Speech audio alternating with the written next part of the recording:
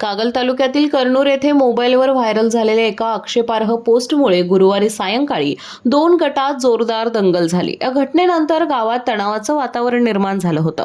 परिस्थिती नियंत्रणात ठेवण्यासाठी पोलिसांनी तातडीने हस्तक्षेप करत मोठा पोलीस बंदोबस्त तैनात केला। शुक्रवारी करवीर उपविभागीय पोलीस अधिकारी तसेच कागल पोलीस ठाण्याचे निरीक्षक गंगाधर घावटे यांनी करनूर ग्रामपंचायत कार्यालयात भेट देऊन दोन्ही गटातील प्रमुख कार्यकर्ते आणि ग्रामपंचायत सदस्यांची संयुक्त बैठक घेतली। यावेळी कायदा आणि सुव्यवस्थेच्या दृष्टीने शांतता, संयम आणि सलोखा राखण्याचं आवाहन करण्यात आलं। दरम्यान सायंकाळी छत्रपती शिवाजी महाराज चौकात मराठा मंडळीतर्फे महाआरतीचं आयोजन करण्यात आलं होतं।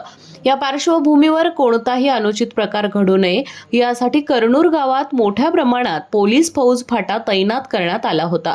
महाआरती शांततेत पार पडली। यानंतर मरियाई मंदिरात झालेल्या बैठकीत पोलीस अधिकारी सुजित कुमार क्षीरसागर यांच्या पुढाकाराने वादावर तोडगा काढण्यात आला।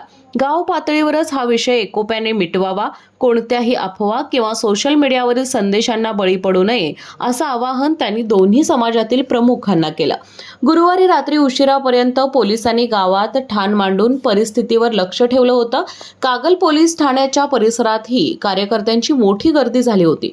मात्र पोलिसांच्या संयमी भूमिकेमुळे आणि दोन्ही समाजातील जबाबदार नागरिकांच्या सहकार्यामुळे अखेर या वादाला पूर्णविराम मिळाला।